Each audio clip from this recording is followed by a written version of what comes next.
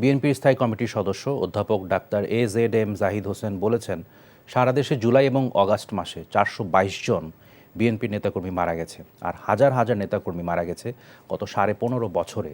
তাদের কথা স্মরণ করে সবাইকে ঐক্যবদ্ধ হয়ে কাজ করার আহ্বান জানান AZM জাহিদ হোসেন। বৃহস্পতিবার বিকেলে মৌলভীবাজার পৌরসভা মিলনায়তনে জেলা বিএনপির আয়োজনে আহ্বায়ক কমিটির সকল সদস্যদের সাথে মত বিনিময় সভায় তিনি এসব কথা বলেন। অন্যদিকে বিএনপির স্থায়ী কমিটির সদস্য ও সাবেক মন্ত্রী ডক্টর আব্দুল মঈন খান বলেছেন, স্বৈরাচারেরা যদি মনে করে পুনরায় ক্ষমতায় এসে স্বৈরাচার কায়েম করবে, তবে তারা বোকার স্বর্গে বসবাস করছে। বৃহস্পতিবার বিকেলে নরসিংদীর পলাশ উপজেলা অডিটোরিয়ামে আয়োজিত মঈন খানের বাবা সাবেক খাদ্যমন্ত্রী ও বিএনপির প্রতিষ্ঠাতা সদস্য আব্দুল মোমেন খানের 40তম মৃত্যুবার্ষিকী উপলক্ষে স্মরণ সভায় এসব কথা বলেন তিনি।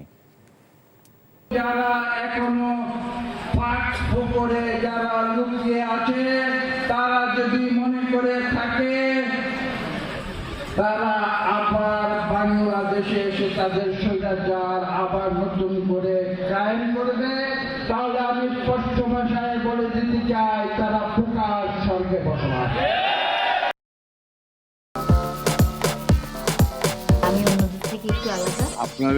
আমার অনেক পছন্দ, মানে আমি তোমার ছাড়া কাউরে কোনোদিন ভালোবাসি নাই। এই পুকুরটা তোমাকে লিজ নেওয়ার ব্যবস্থা করে দেব। বদুল্লে চাকরিটা খাই দাও যায় না? আমি যদি সুরজ মিয়ার সাইকেলের সামনে বসা ঘুরা বেড়াই, তোমার কেমন লাগবে কৌতো? তুমি তোমার স্বামীর নিয়ে এত আহ্লাদ করতেছো, আর ওইদিকে বলে আমার সকাল হয় না, রাইতের আন্ধার হয়।